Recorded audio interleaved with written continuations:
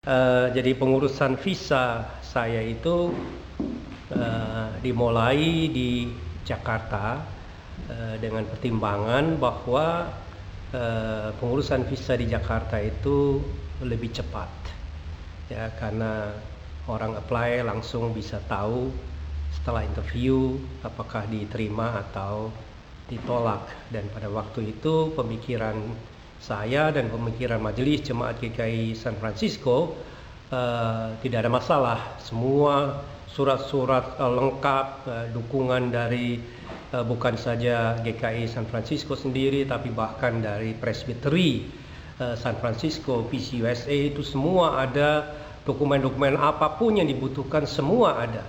Jadi rasanya tidak akan ada masalah. Tapi ternyata ketika pada bulan April sekitar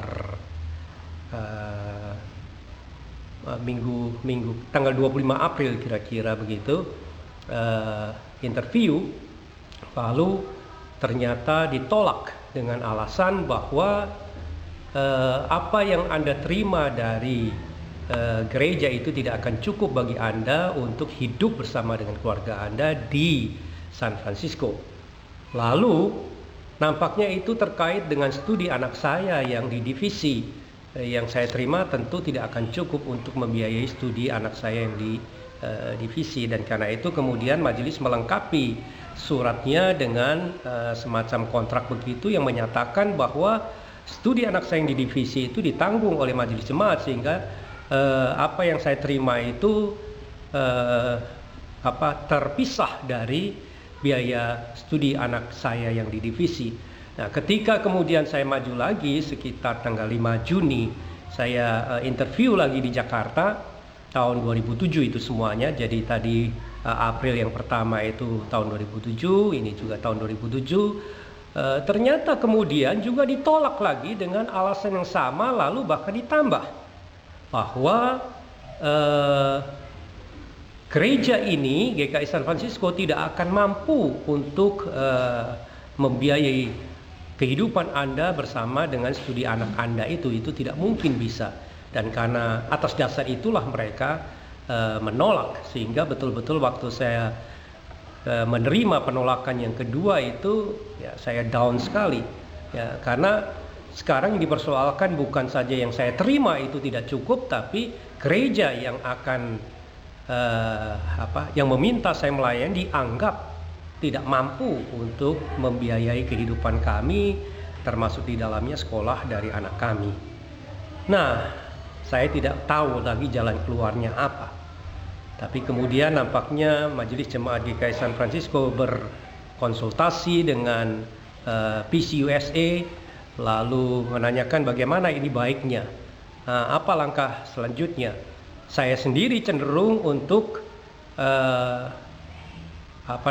pengurusan visa itu tetap di Jakarta saja, dan saya hanya akan berangkat kalau saya sudah mendapatkan visa itu. Jadi saya berangkat dengan aman, ya, tidak ada masalah. Tapi ternyata itu rasanya tidak mungkin. Dan pihak Presbytery San Francisco bersama-sama dengan GKISF lalu mendesak saya untuk berangkat saja dengan visa B1 yang sudah saya miliki, dengan pemikiran bahwa nanti setelah saya sampai di San Francisco maka akan diupayakan pengubahan visa dari B1 itu menjadi visa R1. Nah, saya pada mulanya merasa keberatan karena itu sama sekali tidak aman buat saya. Saya tidak bisa berpikir apa yang akan terjadi kalau ternyata penolakan saya itu filenya itu online, sehingga pihak bandara airport itu akan tahu bahwa saya pernah ditolak. Mereka akan tanya, mengapa Anda datang setelah Anda ditolak, dan itu berbahaya sekali buat saya. Itu sebabnya saya pada mulanya keberatan. Tapi pihak Presbytery dan juga GKISF meyakinkan saya bahwa tidak ada jalan keluar kecuali itu, dan rasanya tidak online. Artinya penolakan yang di Jakarta itu rasanya tidak akan dibicarakan oleh airport di San Francisco.